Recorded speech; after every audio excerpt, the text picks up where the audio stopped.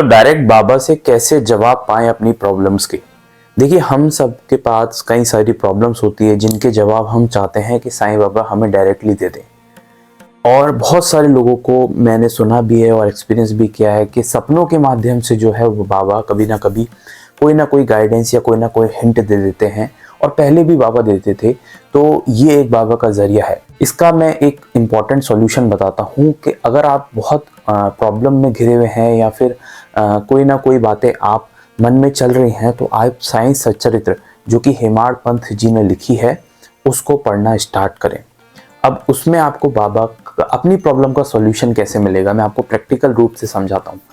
जब आप साईं सच्चरित्र पढ़ना शुरू करेंगे ना, और मेरे साथ भी ऐसा कई बार हुआ है और बहुत सारे भक्तों के साथ ऐसा हुआ है, ये प्रमाणित है कि जब आप वो 52-53 चैप्टर्स जो हिंदी में लिखे हैं, या अगर आप मराठी में पढ़ सकते हो तो मराठी वाला वर्जन पढ़िए, इंग्लिश में पढ़ सकते हो तो इंग्लिश वाला वर्जन पढ़िए, तो आप जिस भी वर्जन को पढ़ सकते हैं, जब आप उसे पढ़ना शुरू करेंगे तो आप देखेंगे कि कोई ना कोई मोमेंट ऐसा आएगा जहां आपको वो पढ़ते पढ़ते ऐसा लगना लग जाएगा कि जो आपके मन में क्वेश्चन थे, जो आपके मन में प्रॉब्लम थी, उसके आंसर खुद बाबा आपको दे रहे हैं।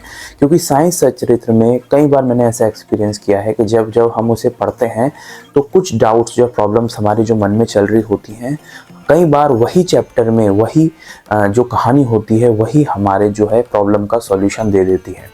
और ऐसा इसलिए होता है, और ऐसा क्यों होता है मैं आपको वो भी बता दूं। ऐसा इसलिए होता है क्योंकि साईं बाबा ने खुद कहा था कि जो भी ये साईं सच्चरित्र का अध्ययन करेगा या उनकी लीलाओं के बारे में पढ़ेगा, उसके वो सारे कष्ट दूर कर देंगे।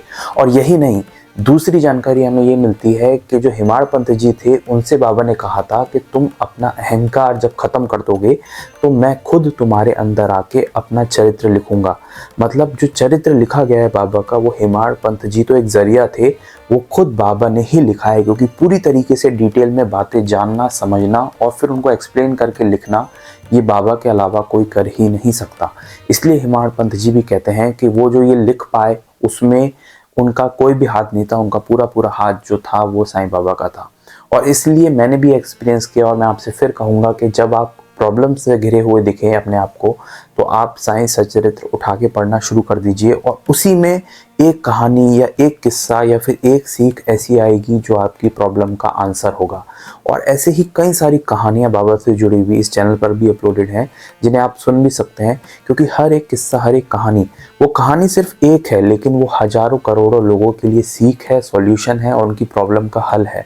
तो इसलिए मैं कह रहा हूँ कि अगर आप बाबा की कहानियाँ पढ़ सकते हैं तो ज़रूर पढ़िए। और अगर आपको सुनने या देखने का शौक़ है तो इस चैनल पर ऐसी ढेर सारी वीडियोस अपलोडेड हैं जहाँ पर मैंने असली कहानियाँ, असली किस्से बाबा से जुड़े हुए शेयर किए हैं।